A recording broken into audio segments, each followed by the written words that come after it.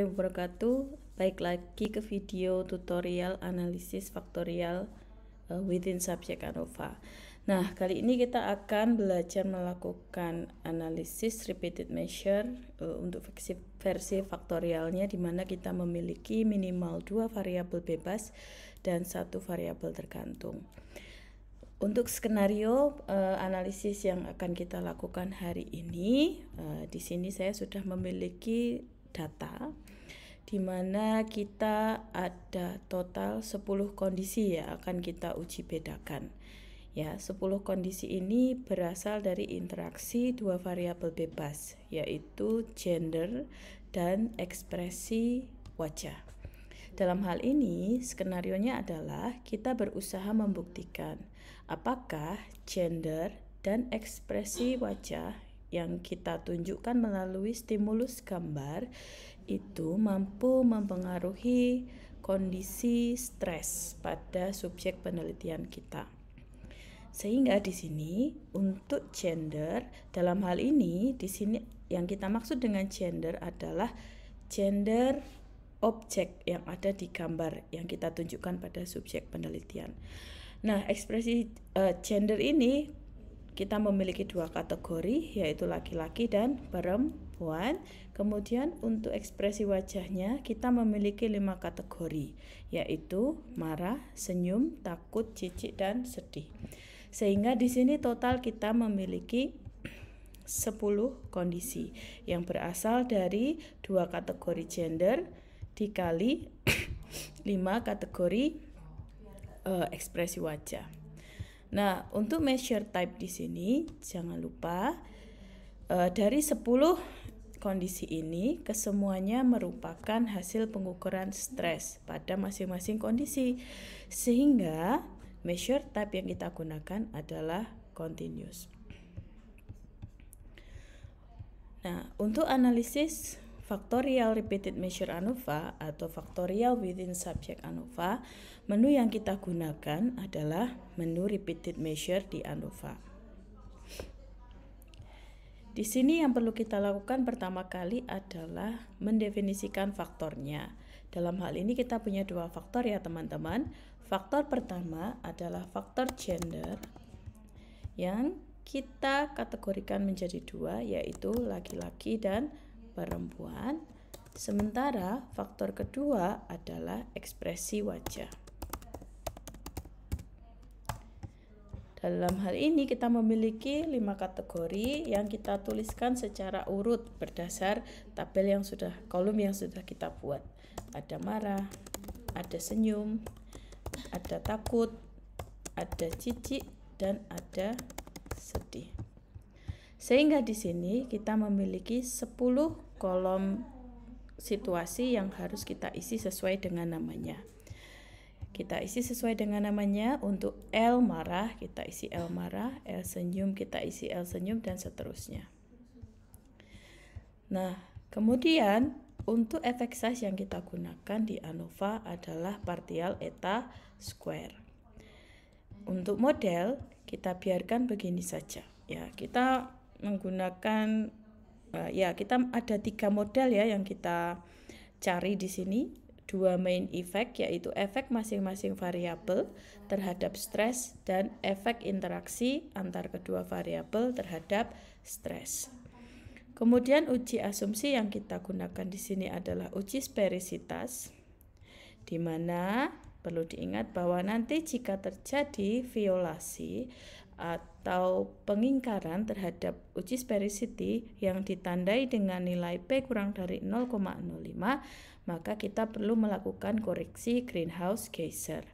Di sini kita ketahui bahwa gender tidak terdapat violation. Kenapa? Karena hanya ada 2 kondisi, sehingga pasti sudah diterima.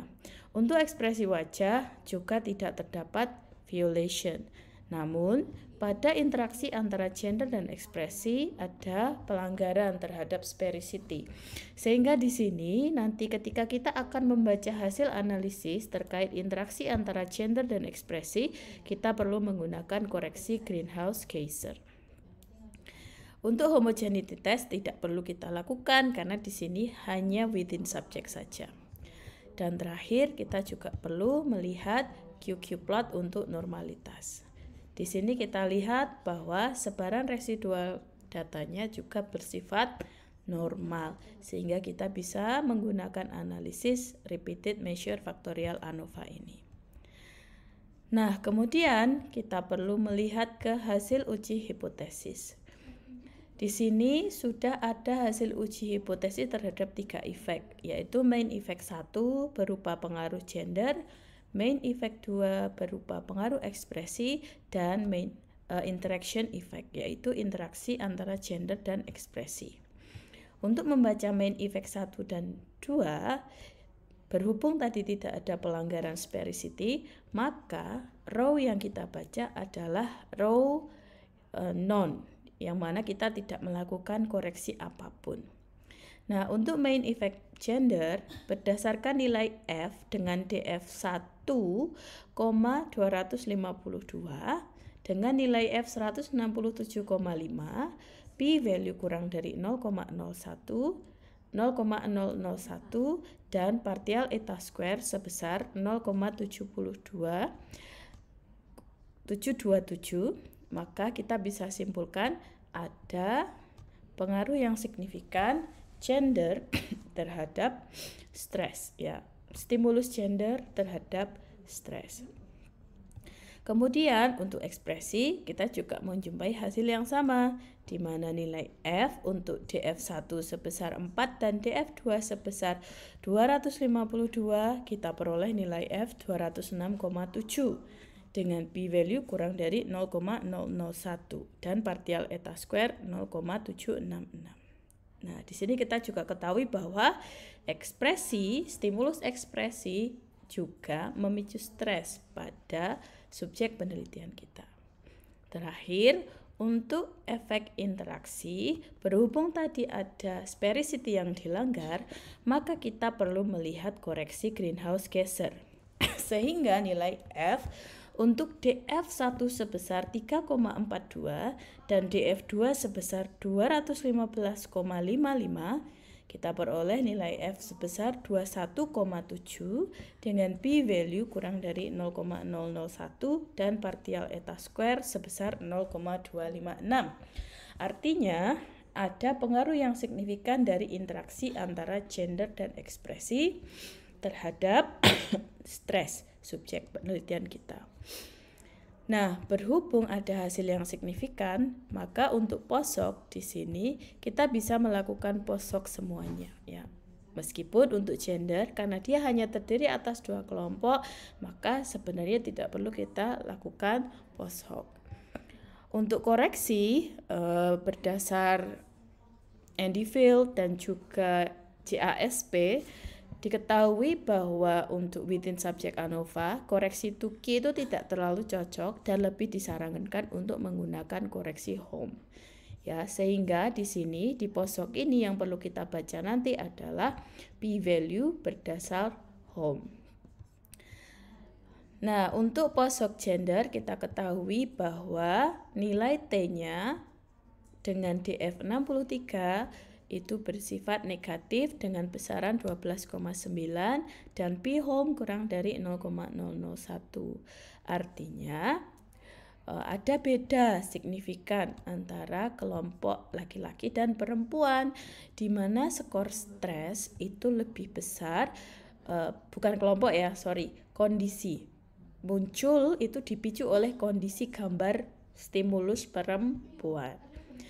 Nah, untuk ekspresi, karena ini ada 5 ekspresi, sehingga pasti banyak sekali perbandingan yang muncul, begitu juga dengan interaksi, maka lebih baik kita melihat grafik terlebih dahulu untuk bisa memperkirakan mana yang harus kita bandingkan. Karena kalau tidak begitu, kita akan membandingkan semuanya dan jatuhnya kita bisa jadi bingung, ya. Nah, untuk membuat grafiknya ini perlu kita sesuaikan. Ketika ini gender kita masukkan terlebih dahulu, maka dia akan memperlakukan gender itu sebagai kondisi yang bersifat berubah begitu, ya. Dan ekspresi itu akan dia perlakukan sebagai warna-warna yang berbeda. Menurut saya ini agak sulit dibaca. Akan lebih mudah dibaca ketika kalian membalik posisinya ya, di mana ekspresi itu menjadi X dan gender itu menjadi warna. Nah, di sini akan kelihatan sekali bagaimana pola yang muncul. Kemudian untuk melihat tadi berdasar ekspresi wajah, kalian juga bisa membuat grafik yang hanya melihat ekspresi wajah saja, membandingkan ekspresi wajah saja. Oke, di sini untuk grafik ekspresi wajah kita bisa lihat ya urutan-urutannya, yaitu urutan stres tertinggi itu ada pada stimulus marah, disusul sedih, takut, jijik, dan baru tersenyum. Dari situ kalian baru bisa membedakan. Marah kalian bandingkan dengan sedih, apakah signifikan? Sedih kalian bandingkan dengan takut, apakah signifikan?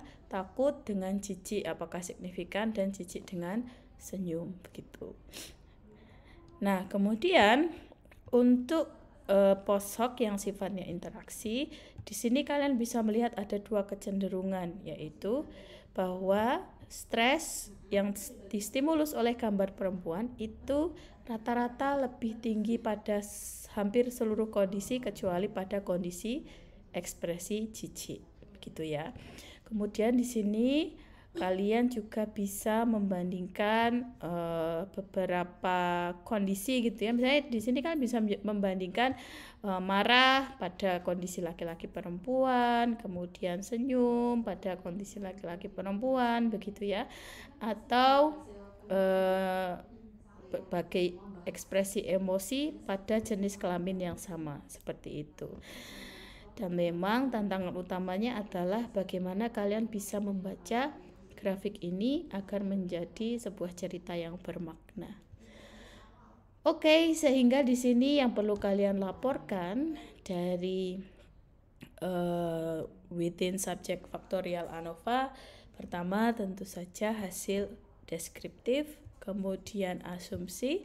Nah, untuk uji hipotesis kalian bisa melaporkan main effect 1, main effect 2, dan interaction effect. Setelah itu ketika ada pengaruh atau ada beda, kalian bisa melihat lebih detail perbedaannya melalui post hoc. Untuk membantu post hoc, kalian bisa melihat grafik dan dari situ kalian bisa melakukan interpretasi data sesuai dengan apa yang kalian baca melalui grafik. Dan kalian bisa menyimpulkan bagaimana kesimpulan akhirnya. Itu saja untuk faktorial within subject ANOVA. Sampai berjumpa di video-video selanjutnya.